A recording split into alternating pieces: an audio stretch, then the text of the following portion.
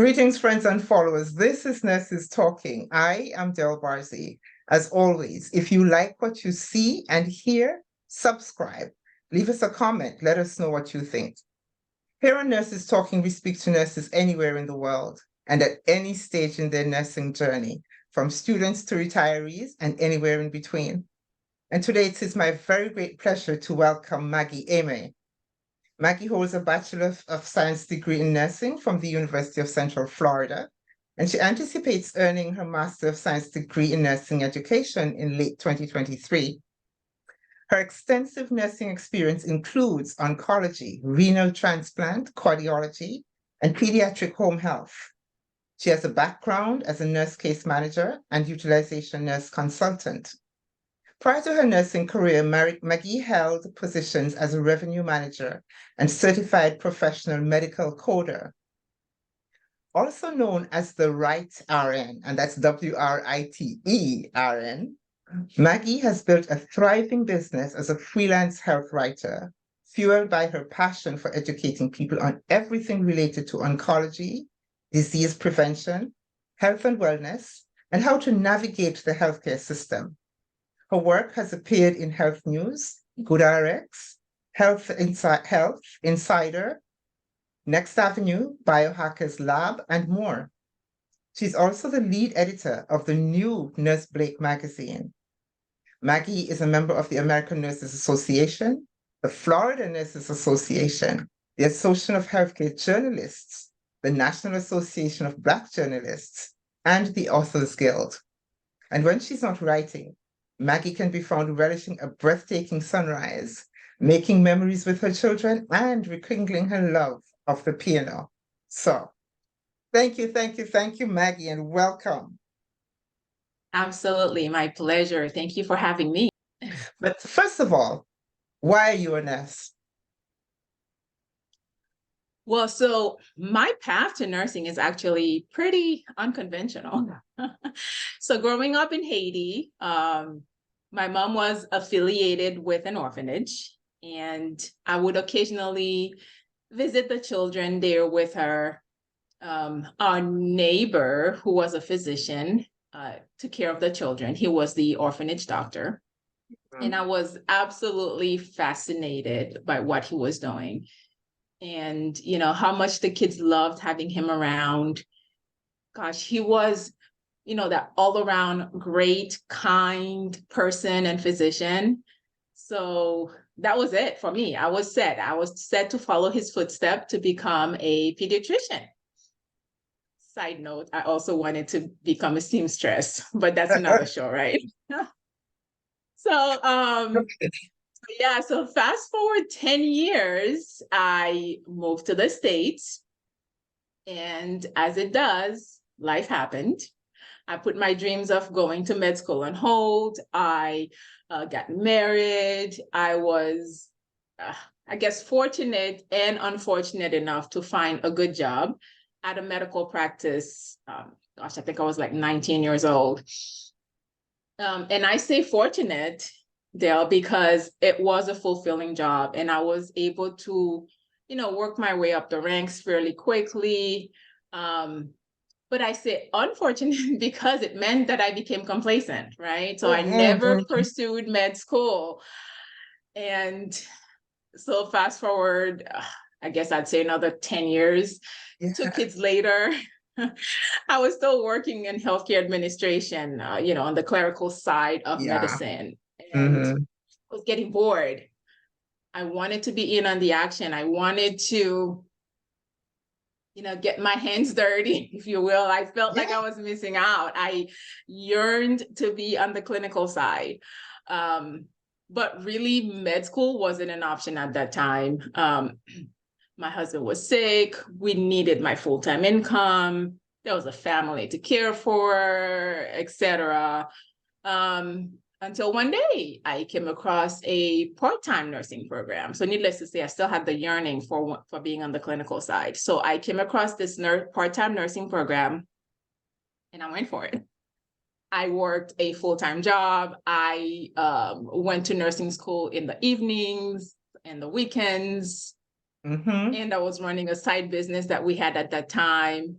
So, gosh, those were definitely intense years. I don't know that I would be able to do that now. So needless to say, I graduated from that program, went on to get my bachelor's, as you said earlier, and then now I'm completing my capstone project for my master's. So yeah, I guess you can say I took the long way to nursing school, but with lots of detours, right? But I wouldn't trade it for anything. Yeah, yeah, and I'm listening. I'm listening to you tell me this, and the thing that comes across to me is that having done all of this, when you got to nursing and got to be a nurse, I think you probably landed more on your feet than many of us do.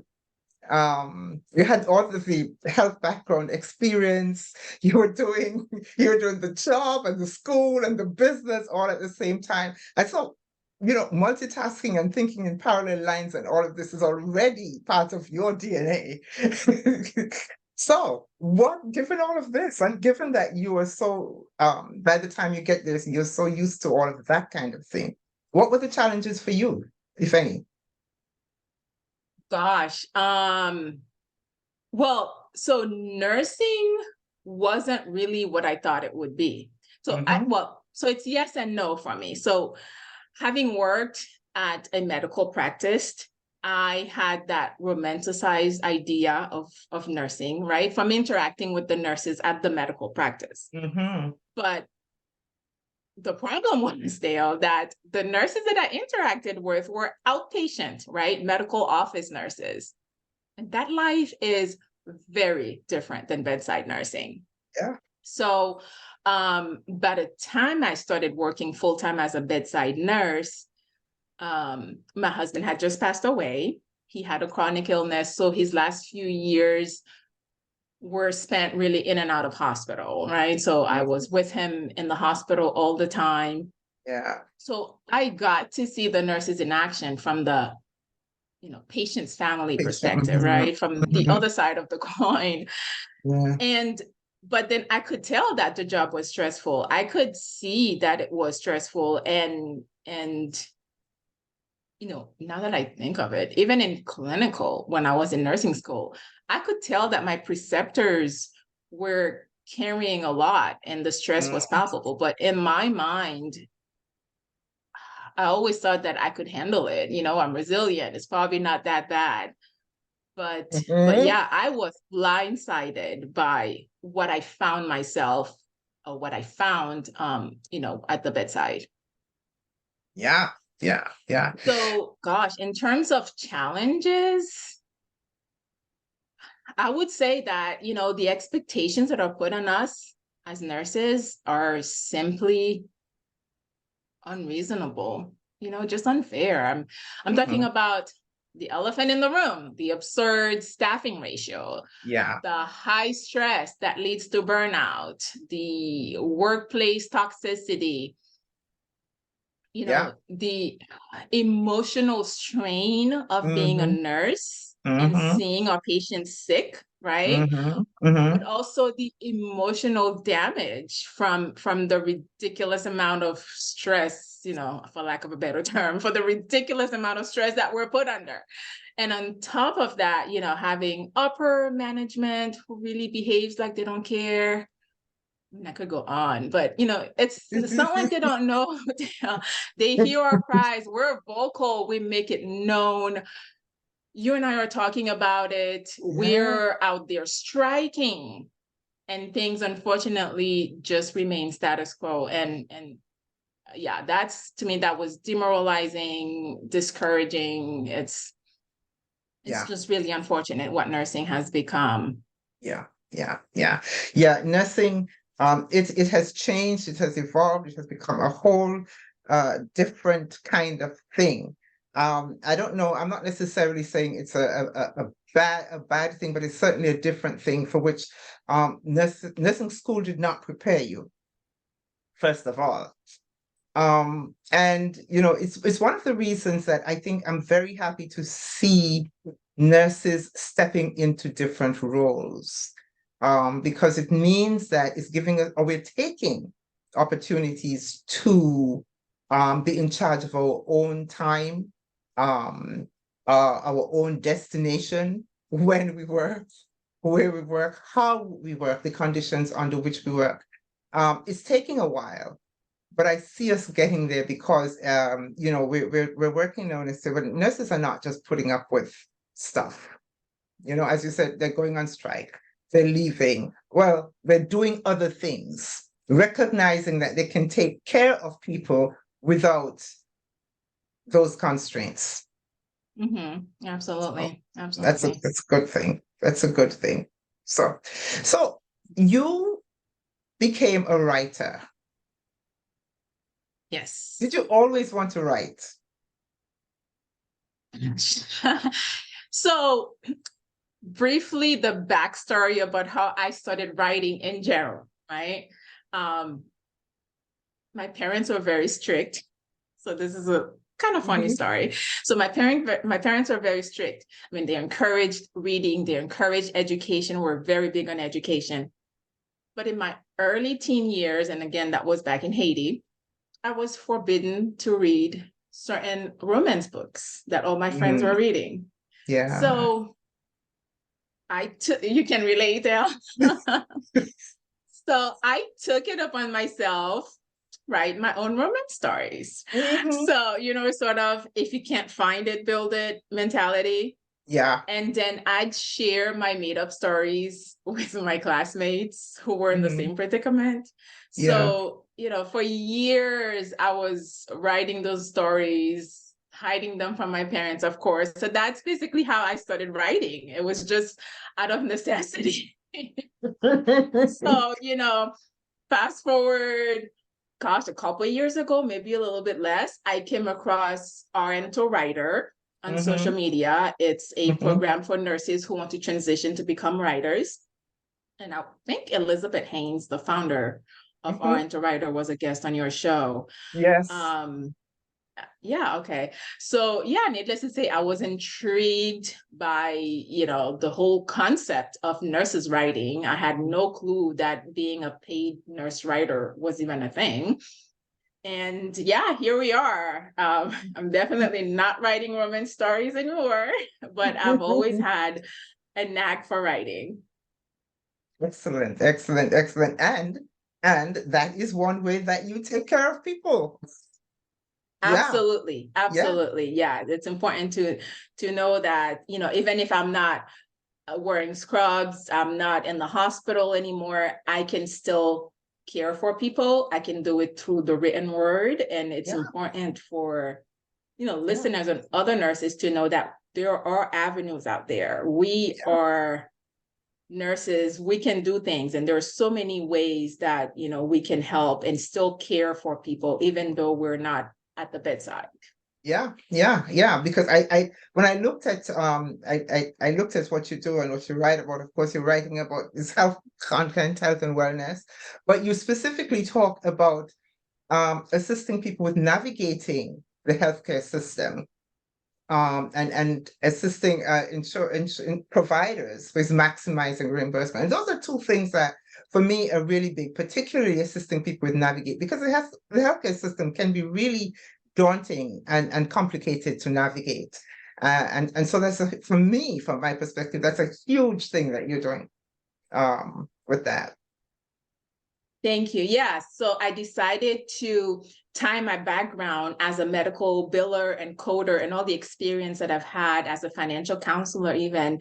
And mind you, those were in oncology, which is very heavy and extremely expensive. So I learned a great deal from working in those environments, in those fields. And then once I became a nurse, it was just, for me, it was like, okay, I need to marry my nursing skills. And then, why not use my background and teach people the things that I know? Even now, I don't know if I mentioned that earlier, but I work as a utilization review nurse. Okay. So as a utilization review nurse, in case, your readers don't know, I get to review services such as, hospital admissions, procedures, tests for medical necessity. So I still get to draw from my background as a biller and coder, right? And my nursing skills, of course, using my nursing judgment to determine criteria to work in that respect as a utilization review nurse. So why not write about these things? I mean, people need to know how to navigate. The inside knowledge that I have, why not share that through my writing? And this is definitely an area that I want to expand on. Yeah. Teaching about insurance. How do you determine the terminology of insurance itself? It's the whole topic. How do you determine, how do you know what to do if you get a denial, for instance? I just wrote about that. What do you do? How do you handle these things? You can always ask questions. So I feel like the public needs to know, all this little information to help them better, because our healthcare system has its challenges, Dale. Oh, yes, it does. Oh, yes, it does. Yeah. And so you see, at the beginning, you talked about taking this circuitous path to become a nurse, but you had no way of knowing at that time that circuitous path would land you right here, right where you needed to be to help people in this way.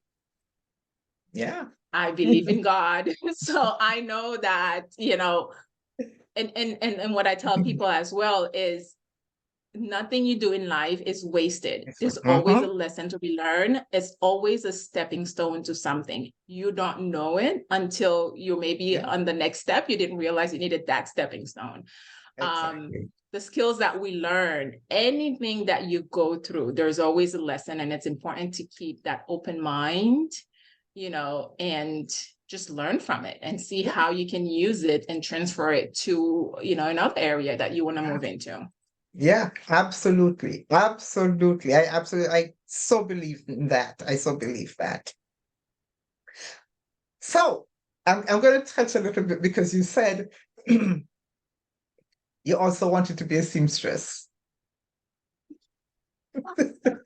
I love that. And the reason, the reason I touched on that actually is that when you said that, I worked in one job that I worked, at that time it was staff development. And one of the things that I thought to do at one time was I had a day when I asked people to bring things and to come in ways that they didn't show up at work. And so the day was who are you when you're not at work, when you're not a nurse, when you're not in the healthcare system? Who are you? What do you do? And all of these fascinating things that people did, and seamstresses and artists and all kinds of things. And I wanted us at that time to see, to expand the whole person and not just see us in this. So when you said who that, they it are resonated outside with of me. work, right? It resonated with me. I like that. I love it. Regarding seamstress, gosh, it's because I love fashion. I loved fashion then, and I still love fashion now. And I was unhappy with the clothes that I had, so I wanted to make my own. I guess just like writing. If I can get it, I'm gonna make my own. So I did that. So that was my desire to become a seamstress. What do you think you see? You talked about being a nurse for like 25 plus years. I have been a nurse for now 49. What I have seen, it means that we've both been in this long enough to see the changes. And especially in the last few years, the changes have exploded. They've been exponential. What do you see? What do you think it looks like for you in about 10 years? What I would want nursing to look like is, I'm hoping that we can see more nurses in leadership positions. And I know you're a proponent of that too, Dale, right? So I think, with more nurses leading, hopefully decisions will be driven by the realities of nursing, right? And the well-being of both patients and nurses, rather than the executives solely looking at, the numbers, right? So people being put over profit. This is where nursing needs to go. Yeah. And I know I touched about nurses going on strike, and I hope that nurses going on strike and, just being overwhelmed and burned out due to, Yeah. and staffing ratio. I think all of that will hopefully in 10 years, gosh, maybe less, hopefully will be behind us, right? So, nursing world where work-life balance is encouraged rather than shamed or frowned upon, right? A nursing world where workplace bullying, workplace violence, those are a thing of the past, right? Or at least workplace violence is better addressed and handled. Gosh, yeah. And I think, a future like where we're allowed to take care of ourselves so we can better take care of our patients, and we can make nursing a sustainable and fulfilling career, not a discouraging career that we're sadly running away from now. And it's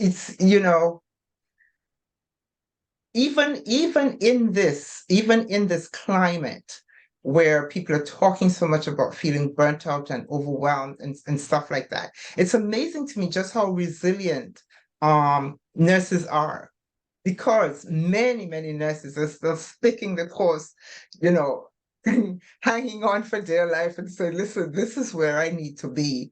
Even it's taking everything out of me, but I'm going to stick it out. And I applaud them. I really do. Yeah. But you touched just now on a place where nurses are encouraged, where nursing well-being is paid attention to, and nurses are encouraged to take care of themselves, because right now that's not the focus. Right now is take care of everybody else, take care of everybody else, just take care of everybody else. So what does self-care mean to you? I think we complicate self-care, but to me, self-care to me is, any intentional act that I take that allows me to be a better version of myself, right? So to me, it's really anything that I enjoy doing, anything that allows me to take a break, anything that allows me to refresh, anything that allows me to reset. Going to a spa day is not my idea of self-care. It doesn't have to be. I know people always think of, going for a spa day or going for a massage for self-care. No, it doesn't have to be anything fancy. Like if that's something you enjoy, absolutely, and you can do it, but it doesn't have to be that. It can be any small act.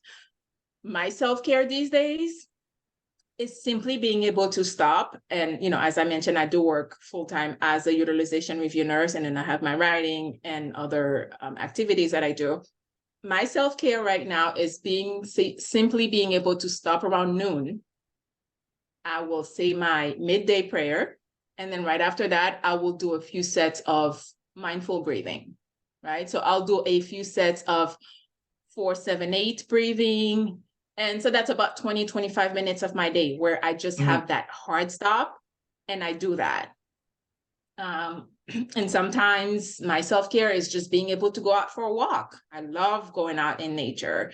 There's also that mentality that, people feel shame that or feel bad that if you're not able to incorporate self-care in your routine. I mean, you can do it. Some days self-care is just, to me, some days I don't get that hard stop at noon because I have something going on at work and I can't stop to do it.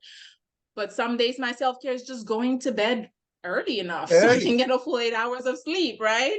Because that's what my body needs. So it's just a matter of listening to what your body needs and just taking the little bit of time to give it what it needs. Yeah. It doesn't have to be elaborate. It doesn't have to be complicated. It's really what works for you at that time.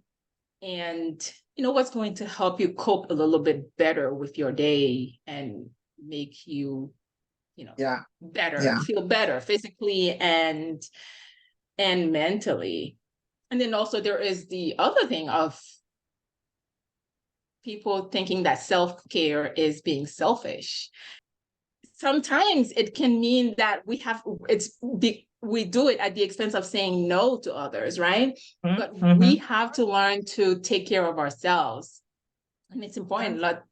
for us not to let people shame us for taking care of For taking ourselves, care. right? As nurses, it's ingrained in us to put others first. And of course, as you mentioned, and of course, caring for others is important. It's what we do. But Yeah. our well-being is equally important. Yeah. So make it a point, schedule your self-care on your calendar and make it a Yeah. non-negotiable. Yeah. Yeah. Yeah. Yeah. And there are times, you know, when taking care of someone is actually taking care of you, taking care of someone else. There's sometimes when your self-care means actually putting someone else first. That's not always the truth, but there are times that, you know, for example, if I had a young child, I don't have any young children anymore, but sometimes that's what taking care of me is, getting that one set. You know, get Yeah. that person set Yeah. first. So sometimes that's it. But as you said, we don't have to overthink it, and it doesn't have to be the same thing every day. As I said to someone recently, self-care could be as simple as having clean sheets. Yes. Yes, indeed. So, what advice would you give to someone though who wants to be a nurse? Gosh. Advice to someone who wants to be a nurse. And I had somewhat of a conversation similar with someone who reached out to me on Instagram about becoming a nurse. And what I told her, which I'm going to say now, is despite everything, nursing is a wonderful profession. And I would never deter anyone. And I know I just, said a lot, but I would never deter anyone from becoming a nurse.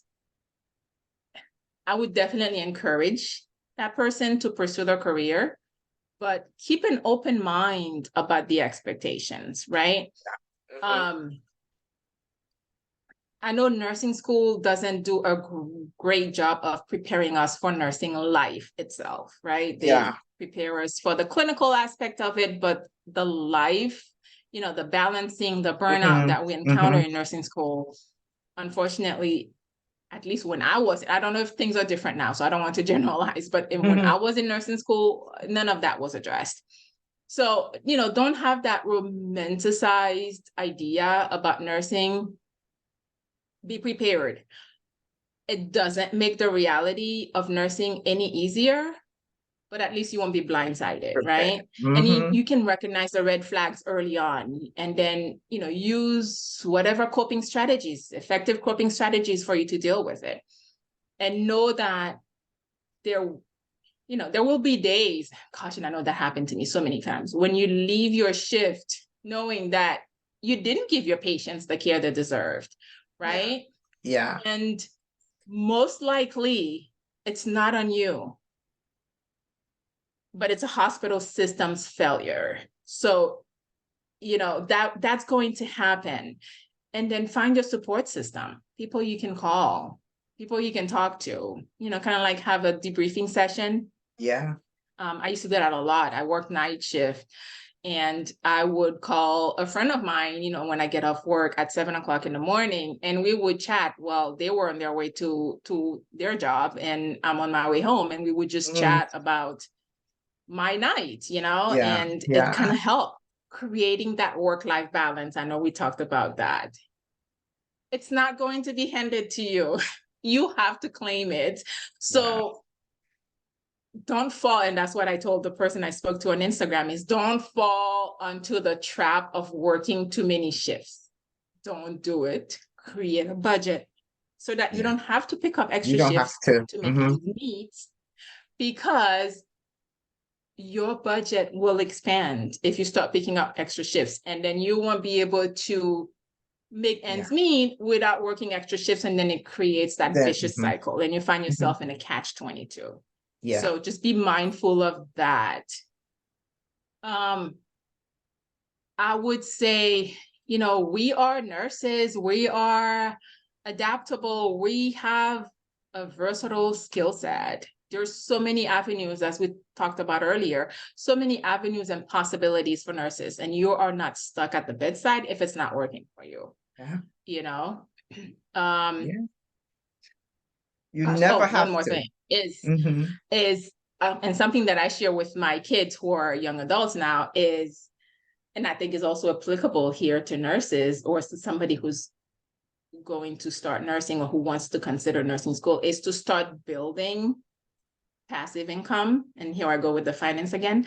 But if we start building passive income early on in your career, right? Nursing or not, so that when and if the time comes where you need to make a shift, you'll have additional sources of income to rely on, right? So how do you do that? Find something else that you're passionate about, where you can incorporate your nursing skills, or not, and then dedicate your days off to pursuing it. You know, there's a saying, and I'm probably going to mess it up, but it used to say, use the weekend, or in our case, our days off, to build the life you want, right? Not to escape from work. Yeah. So that resonated with me early on. And this is something that I think we should all do, whether nurses or not, you know? And then regardless of what's going on, nursing can be fulfilling, you know, even if it's not at the bedside, as we spoke about earlier. You're still a nurse, you know, you don't have to wear scrubs or be at the bedside to be a nurse. You can still make an impact. You can still teach. You can still empower patients. You can still empower consumers. So many things that we can do as nurses. It's mind-boggling. It is mind-boggling. I cannot think of any industry where a nurse is not a valuable asset. I can't think of one.